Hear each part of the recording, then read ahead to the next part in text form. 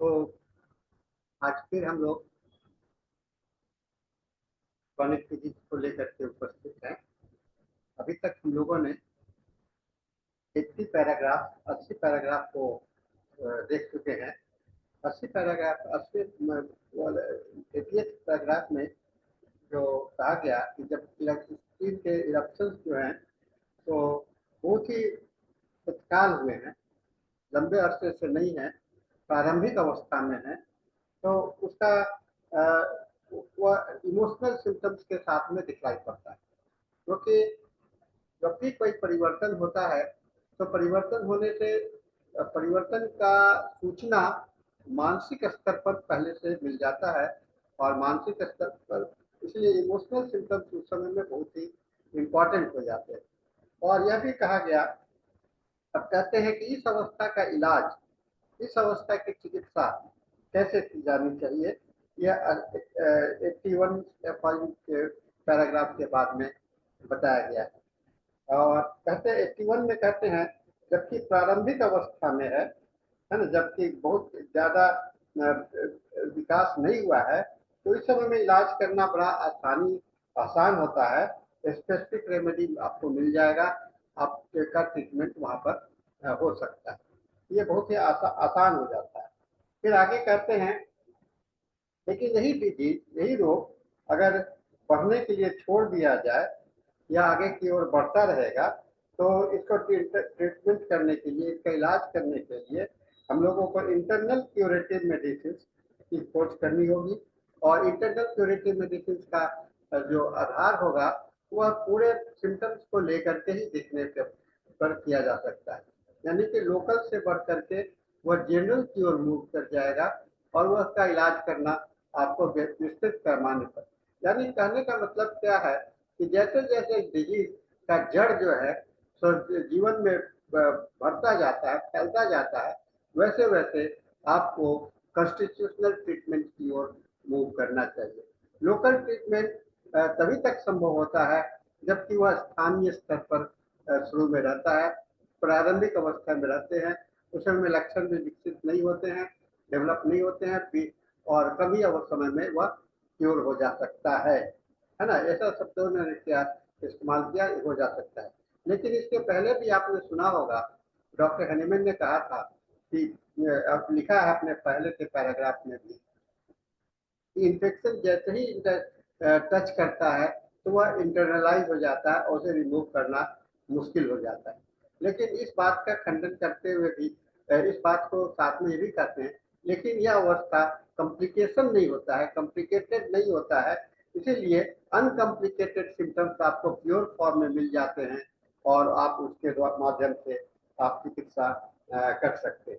ये एक अच्छा संदेश है हम लोगों को यह जानने के लिए, और यह भी समझने का कोशिश करना चाहिए कि कॉम्प्लिकेटेड सिम्टम्स और अनकॉम्प्लिकेटेड सिम्टम्स क्या होता है। कॉम्प्लिकेटेड सिम्टम्स में का जो है कॉम्प्लेक्स हो जाता है और अनकॉम्प्लिकेटेड सिम्टम्स में आपको आसानी से आप देख सकते हैं उसके लोकेशन, सेंसेशन और मॉडलिटीज को। लेकिन जब कॉम्प्लिकेटेड हो जाएंगे तो वह कंफ्यूज्ड स्टेट का हो जाता है, पेशेंट्स को भी समझ में नहीं आता है। तो ये कहते हैं अगर डिजीज जो है तो ट्रीटमेंट नहीं किया गया, आगे बढ़ने के लिए छोड़ दिया गया तो धीरे धीरे यह इंटरनली भीतर की ओर अपना जड़ फैलाते जाता है और this is increase of the internal melody makes necessary A corresponding increase of the skin symptoms. धीरे धीरे स्किन सिम्टम्स भी बढ़ता चला जाएगा और पूरे शरीर पर इसका फैल जाएगा, जो कि इंटरनल मेलेडीज का एक स्थायी रूप ले लेगा। आगे चल करके डॉक्टर 83 में डॉक्टर 83 पैराग्राफ में कहते हैं कि स्किन सिम्टम्स जो होते हैं जो ऊपर में जो दिखलाई पड़ते हैं उसके अनुपात में ही भीतर में भी तकलीफ होती है, भीतर में भी कष्ट होते हैं इंटरनल सोरा का। यानी कि जितना भीतर में विकास हुआ है सोरा का, जीवन के अंदर में जितना विकास हुआ है उतना ही स्किन के रूप ऊपर में भी दिखलाई पड़ सकता है। स्किन के ऊपर कहने का मतलब केवल त्वचा को नहीं लेना चाहिए, जीवन के बाहरी उसके सब्जेक्टिव सिम्टम्स में भी आपको दिखलाई पड़ेगा। जितना इंटरनल, आपको सब्जेक्टिव सिम्टम्स और ऑब्जेक्टिव सिम्टम्स की बात करते हैं, और यहाँ पर डॉक्टर हैनीमैन कहते हैं कि इंटरनल, इंटरनल मतलब कि जिसको आप देख नहीं रहे हो लेकिन वह धीरे धीरे विकास हो रहा है, तो वो ऑब्जेक्टिवली बढ़ रहा है, लेकिन ऑब्जेक्टिव के प्रोपोर्शन में ही सब्जेक्टिव सिम्टम्स, जो विजिबल सिम्टम्स हैं, वह आने लगते हैं। ऐसा हम लोग इसका अर्थ निकाल सकते हैं, ऐसा डॉक्टर हैनीमैन का मानना है ना। तो ये है स्किन सिम्टम्स जो है substitute of the same proportion as much internal increase of the सोरा। तो इस चीज को हम लोगों को समझना पड़ेगा कि जो अगर हम लोग केवल सब्जेक्टिव सिम्टम्स को देते हैं तो उसमें ये ध्यान में करना पड़ेगा कि उसके प्रोपोर्शनेट में, उसके अनुपात में कितना ऑब्जेक्टिव सिम्टम्स हो सकता है। तो लक्षणों का आकलन करने के लिए, सिम्टम्स के एनालिसिस करने के दृष्टिकोण से भी यह बात हम लोगों के लिए बहुत ही महत्वपूर्ण होगा कि ये इस तरह की धारणा को हम लोग समझने का प्रयास करें। फिर कहते हैं इसका इसका मतलब यह क्या हुआ, जब तक इरप्शन स्किन के ऊपर में बढ़ रहा है, वह अब उसी प्रोपोर्शन में अंदर भी बढ़ रहा है, और इस तरह से एक्ट सब्सटीट्यूट इंटर और दोनों का जो है तो अनुपात के रूप में होता है। और इसका इस अवस्था में रोगी कितना भी, जब वो जितना फैलता चला गया तो कितना वह मजबूत हो, कितना वह रॉबस्ट पर्सन होगा, उसको बर्दाश्त करना मुश्किल हो जाता है, और वह अपने को लाचार हो करके एक एक एलोपैथिक मेडिसिन या कुछ अपोजिट मेडिसिन का इस्तेमाल करने लगता है, मलहम लगाने लगता है और कुछ उसी तरह का प्रक्रिया करता है, और फिर उसका जो एक दुर्भाग्य जीवन में प्रारंभ हो जाता है। यानी कि उसका जो रोग जो है एक क्रॉनिसिटी की ओर में मूव करने लगता है। जो फिर आकर के 84 में कहते हैं expulsion of the eruptions of each, whether it involves the greater part of the skin or the smaller, always results in the most destructible, unspeakable sufferings, है ना। कितना क्या होगा, कैसा उसका अंत होता है, चाहे वह छोटा भाग में है या पूरे शरीर में फैला हुआ है। यह जैसे जैसे यह समय बीतता जाएगा वैसे वैसे इसका रूप जो है तो बढ़ता चला जाएगा। और इसके बावजूद कि कितना कितना वह आपको इन्वॉल्वमेंट हुआ है, ये और कितना वह होगा, इसको समझने का कोशिश करना चाहिए, हम लोग को देखना चाहिए। कहने का एक ही मतलब है यहाँ पर कि हम लोगों को यह नहीं समझना चाहिए जो बाहर जितना दिखा, अगर वह कम दिखाई पड़ रहा तो अंदर में नहीं होगा, है ना। भीतर के जीवन शैली में नहीं प्रभावित किया होगा, जीवन के आधार एरिया में वह नहीं प्रभावित किया होगा, लेकिन वह अगर ऊपर की ओर में बढ़ा है तो वो, इसलिए हम लोगों को दोनों ओर नजर रखने पड़ेंगे। आपको एक्स्ट्रा सब्जेक्टिव सिम्टम्स पे नजर रखने पड़ेंगे और ऑब्जेक्टिव सिम्टम्स पर भी। जो आप विजिबल सिम्टम्स है उसको भी देखने होंगे, और इनविजिबल सिम्टम्स होंगे उसको भी देखने की आवश्यकता होगी। अब कहते हैं कि फिर 85 में आकर के वो कहते हैं कि एक सामान्य जो आम पब्लिक है, जनता है, उसके लिए जो कि जिसको कि इस बात की जानकारी नहीं है, अगर वह इस बात को नहीं समझता है तो उसे क्षमा तो किया जा सकता है, क्योंकि वह इग्नोरेंट है, नादान है, और वह नादानी में बहुत सारी गलतियां करता रहता है। और रोगी अक्सर अपने कष्ट से निजात पाने का प्रयास हर एक मनुष्य करते हैं, और जब वह और उसके लिए भरसक वह प्रयास करता है कि जितना जल्दी से जल्दी रोग ठीक हो जाए। तो रोगी की गलती को ना मानकर, ये रोगी की वहां पर गलती नहीं कहेंगे, उनकी नादानी कहेंगे, इसको गलती नहीं कहेंगे, और उसे क्षमा किया जा सकता है क्योंकि उसको जानकारी नहीं है, इग्नोरेंस के कारण कर रहा है, नादानी के कारण कर रहा है। लेकिन अगर यही बात एक डॉक्टर करता है तो वह उस क्षमा के योग्य नहीं होता है। क्योंकि डॉक्टर की पढ़ाई की गई है। डॉक्टर होने का मतलब होता है उसके वह पूरा जीवन का आधार को समझना, जीवन का आधार यानी कि इंटरनल और एक्सटर्नल के बीच में संबंध को समझना। अगर यह इंटरनल और एक्सटर्नल के बीच के संबंध को नहीं समझ पाता है तो निश्चित रूप से यह क्षमा के योग नहीं है, ये एक बहुत बड़ा अपराध के रूप में होता है। और डॉक्टर हैनीमैन कहते हैं कि कई करीब जितने पिछले अनुभव हैं, जितने पिछले अनुभव हैं, उन सभी के अनुभव का आधार यही है कि जो जितने भी एक्सटर्नल ये ट्रीटमेंट किए गए हैं, एंटीपैथिक ट्रीटमेंट किए गए हैं, एलोपैथिक मेडिसिन इस्तेमाल किए गए हैं, सभी का बुरा परिणाम है। आप हमारा जो चिकित्सा का इतिहास है उसके अंदर में सैकड़ों हजारों उदाहरण भरे पड़े हैं जहाँ की इस तरह के घटनाएं का जिक्र किया गया। और इसको पढ़ने के बाद में, इसका संज्ञान में रहने के बावजूद भी अगर आप ऐसा गलती करते हो तो इसे इसे क्या कहा जा सकता है? इसे तो क्राइम जानबूझ करके गलती करना, जानबूझ के करना, गलती करना, अनजान में गलती करना और तो और उसको फिर समझ करने के बाद में अपने को सुधार कर लेना, ये यही गलती है। क्योंकि गलती हर एक मनुष्य करते ही है और गलती को स्वीकार कर लेना, जान लेना ये हमारे लिए और उसको अपने को चेंज कर लेना, ये यही मानवता होता है, ये एक ट्रुथ होता है। और इसी को कहते हैं कि एक्सेप्टेंस ऑफ द राइट, ये चीज।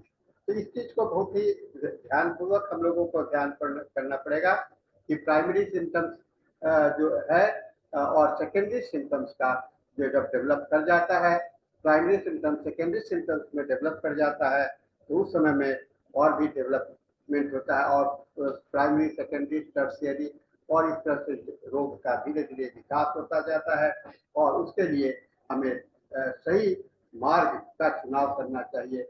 इंटरनल मैलेडीज को पहले खत्म करो तो एक्सटर्नल मैलेडीज भी अपने आप खत्म हो जाएगा।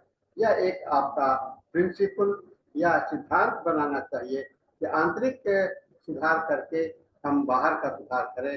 अगर भीतर ऊपर का सुधार सफाई करने का कोशिश करते हैं तो सारा गंदगी हम जीवन के अंदर में भर देते हैं और वह और भी कॉम्प्लिकेटेड हो जाता है, सेकेंडरी सिम्टम्स भी क्रिएट करने लगता है और इस तरह से रोग का जो है स्वरूप जो है तो बढ़ता चला जाता है।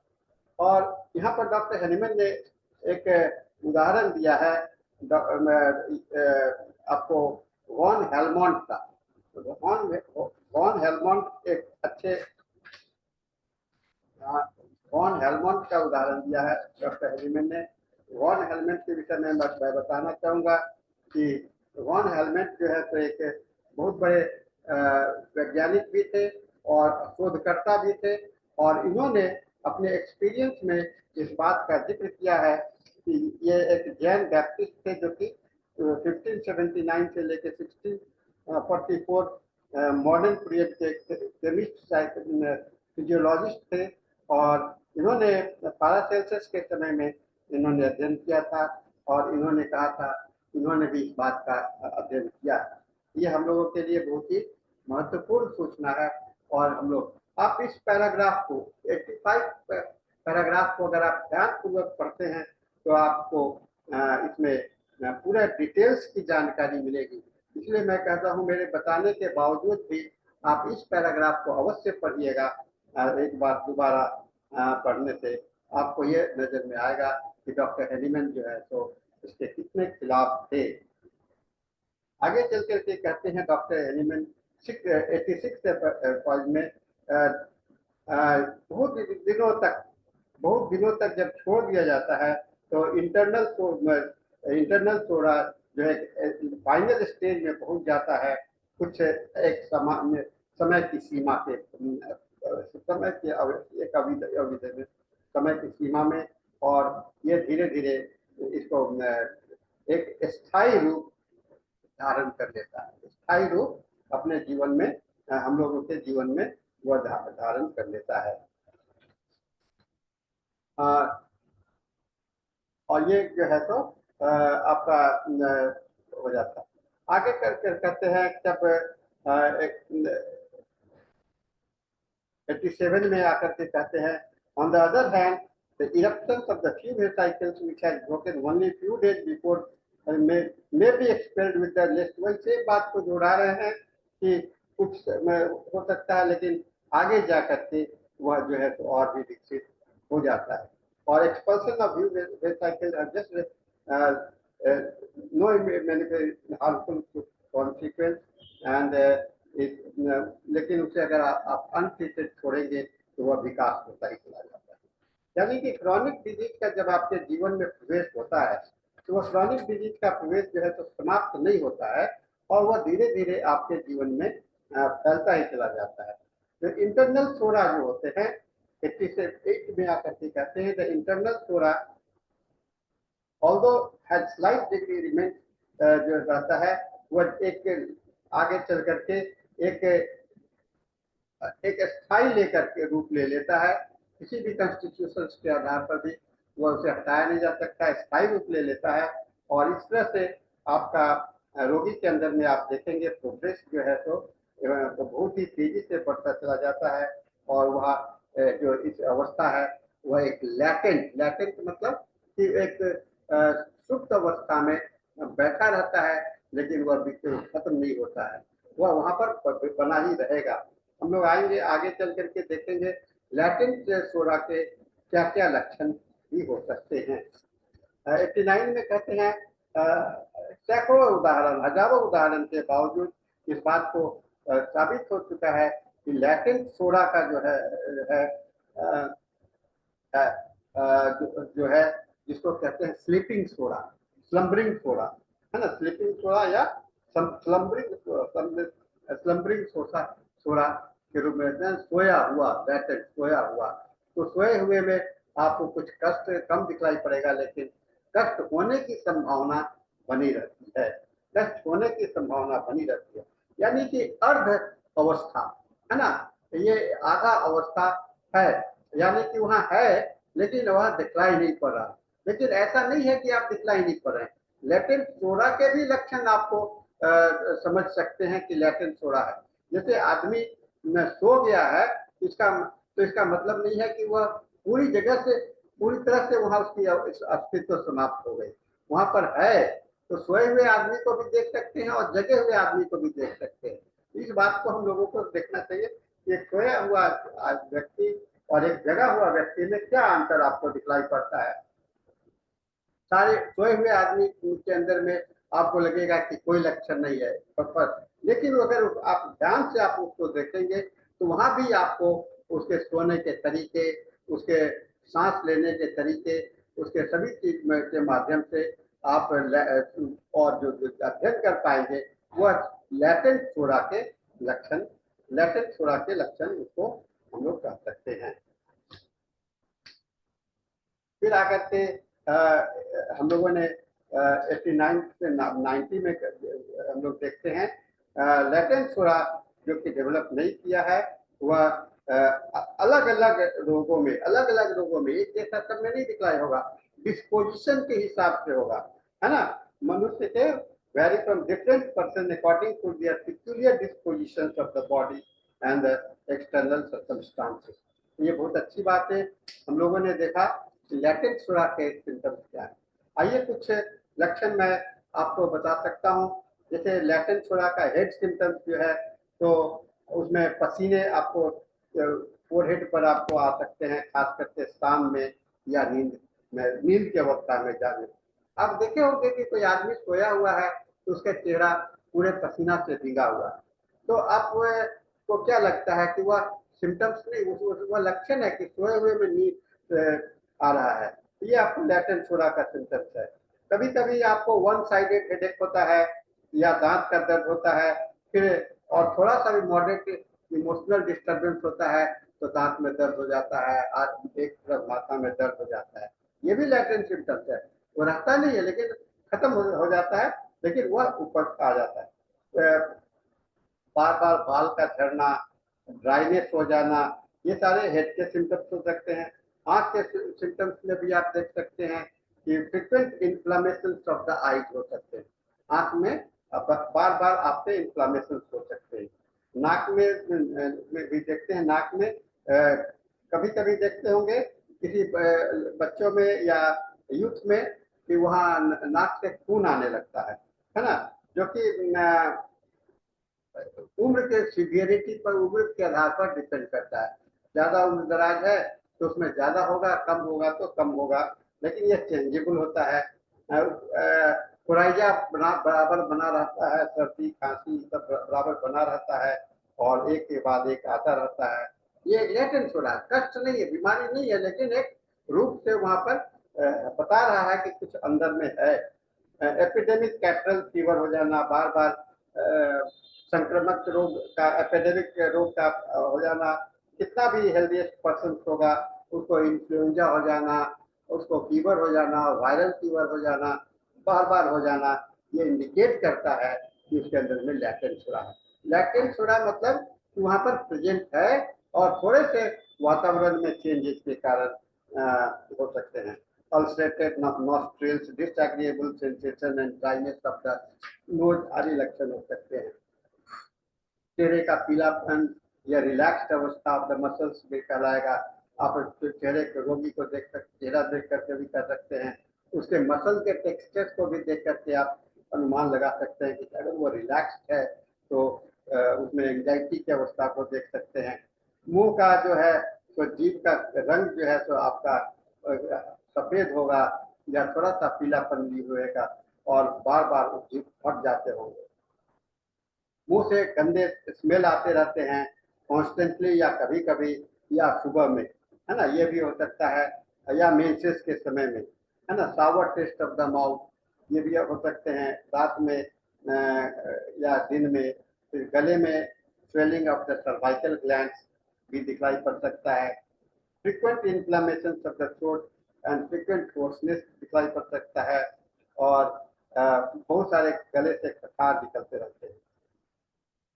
स्टोमक में आते हैं तो देखते हैं non insatiable hunger and then again appetite wants, भूख का जो है तो बर्दाश्त नहीं होता है, बार बार खाने की इच्छा बनी रहती है। सुबह में नौसिया जैसा महसूस करते हैं, वॉमिटिंग टेंडेंसी रहता है और पेट में खालीपन बना रहता है और वार्म फूड सबसे जल्दी से नाराज होते हैं और दूध जो है तो बर्दाश्त नहीं होता है, मिल्क। एब्डोमेन में देखते हैं अक्सर पेट फूल जाना है, cutting pains in the abdomen frequently और daily, specially with the children and more frequently in the morning. बच्चे ठीक ठाक हैं, स्वस्थ हैं, लेकिन बार बार कहते हैं मम्मी पेट में दर्द हो रहा है, ये हो रहा है, तो ये आपको है, लेकिन कष्ट वहां पर देखिएगा तो नहीं दिखलाई पड़ेगा, वो लेटेंट सोडा का ही रिफ्लेक्शन है। फिर रेक्टम में कहते हैं देखा गया है most of the children frequently इसमें एस्केरिस अदर वर्म्स का मैनिफेस्टेशन होता है, जिसमें कि सीवियर इचिंग रेक्टम में हुआ करता है। हार्ड स्टूल्स, है ना, काफी दिनों के बाद में होता है, बच्चे लोग प्रयास करते रहते हैं, लैट्रिन नहीं जाना चाहते हैं हार्ड स्टूल के कारण, और फिर उससे एनस में क्या होता है, वेनस का नॉट बन जाता है जिसको कि पॉलिपस के रूप में दिखलाई पड़ता है और एनस से म्यूकस में बराबर निकलते रहता है और एनस में बराबर इचिंग होता रहता है। यूरिन का कलर डार्क हो जाना बार बार, और फीमेल में एमनेरिया, मेंस का नहीं होना, इरेगुलर मेंस या बहुत ज्यादा मेंस, इरेगुलरिटी है, सब कुछ ठीक है, लेकिन मेंस का जो है अवस्था ठीक नहीं है और सांस फूलने की भी बराबर अवस्था हो सकता है रेस्पिरेटरी सिस्टम में। और एक्सट्रीमिटी जो है, हाथ पैर जो होते हैं तो ठंडे होते हैं, ड्राई हो सकते हैं और उसमें कुछ स्वेटी होगा, खराब महकने वाला स्वेट होगा और हाथ जो है तो खड़े होंगे और सुनपन जल्दी हो जाएगा, कुछ थोड़ा सा भी दबाव पड़ता है तो सुनपन आ जाता है, क्रैक्स आ जाते हैं, इलाज वेन्स होते हैं, वेरिकोज वेन टाइप का दिखलाई पड़ने लगेगा और थोड़ा थोड़े समय पर कष्ट भी होते रहते हैं। नींद जो होते हैं हमेशा अनरिफ्रेशिंग स्लीप के रूप में होगा, सवेरे उठते हैं तो कहते हैं कि नींद पूरा नहीं हुआ, थकान जैसा महसूस करते हैं और वाइटफुल ड्रीम्स, जो बहुत सारे मल्टीपल ड्रीम्स आया करते हैं। स्किन पर जो है तो आपको बहुत सारे लक्षण हैं, जिसमें कि पसीना हो जाना, पसीना जो है तो तुरंत थोड़ा सा भी मूवमेंट से पसीना हो जाना, चिलब्लेंस आ जाना, इरप्शंस होने लगना, अनहेल्दी स्किन होना, फ्रिक्वेंट बॉयल्स होना आदि लक्षण इसमें देख सकते हैं। तो फिर जनरलिटीज में देखते हैं, आसानी से सर्दी लग जाना, बार बार ठंड लग जाना, थोड़े से भी मेहनत करने से थकावट महसूस करने लगना, और अधिकांश लक्षण जो है तो रात में बढ़ते हैं, बढ़ना, और ये इस तरह से लक्षणों का भरमार आपको देखने को मिलेगा। तो इस तरह से आज हम लोगों ने यह देखा कि थोड़ा जब आपके शरीर में स्थायी रूप से बैठ जाता है तो वह थोड़ा जो है तो एक अपना घर बना लेता है, और वह फिर सोया हुआ रहे या जगा हुआ रहे, दोनों रूप में हम लोगों के लिए होता है। और आज इस लेक्चर में उन्होंने, डॉक्टर एनिमन ने 89-90 के आसपास में इन्होंने इस बात का भी जिक्र किया कि लैटेंट सोरा क्या होता है ना, लैटेंट सोरा। तो हम लोगों ने यह देखा कि प्रारंभिक अवस्था में इलाज करना, समय के साथ में इलाज करना, ये सभी समय में हमें सब्जेक्टिव और ऑब्जेक्टिव सिम्टम्स को जो बाहर दिखलाई पड़ता है, जितना बाहर दिखलाई पड़ता है उतना ही अंदर भी उसका होता है। और बशर्ते कहते हैं ना कि समुद्र का में कोई तैरता हुआ जहाज को, पत्थर को देख करके आपको यह नहीं अनुमान लगाना चाहिए कि यह तकलीफ छोटी है ना, क्योंकि उस पत्थर का बहुत बड़ा भाग जो है तो नीचे छुपा हुआ हो सकता है। तो एक अनुभवी चिकित्सक होता है, उस छोटे से पत्थर को, तैरते हुए बर्फ के शिला को देख करके समझ जाता है कि उसके हमें दूर से ही अपने जहाज को मोड़ लेना है, दूर से ही अलग हो जाना है, क्योंकि यह जो सामने में जो है वह भीतर से बहुत ज्यादा गहरा है। तो इस तरह के संकेत हम लोगों को, चिकित्सक को होना चाहिए, और अनुमान लगाने की आदत बनानी पड़ेगी। तो साथियों, आज के हम लोगों ने अब 90 पैराग्राफ तक समाप्त कर चुके हैं। आगे की जर्नी हम लोग फिर शुरू करेंगे, और इसी तरह से हम लोग अपने अपने ज्ञान को विस्तृत करने का कोशिश करेंगे। क्रॉनिक डिजीज पर मैं धीरे धीरे आगे बढ़ रहा हूँ, पूरे क्रॉनिक डिजीज को, और छोटे छोटे, कई एक बार आपको लगता होगा कि बहुत सारी बातें रिपीटेशन है, लेकिन यह रिपीटेशन होना भी स्वाभाविक है, क्योंकि एक बात को पूरा करने के लिए पुनः उसे दोहराना आवश्यक होता है। तो आज के लेक्चर को मैं यहाँ पर समाप्त करता हूँ। आगे आने वाले समय में मैं फिर दूसरे इसके अगले अध्याय को लेकर के आपके सामने में आऊँगा। धन्यवाद, और सभी को मेरा मृदुल प्रणाम।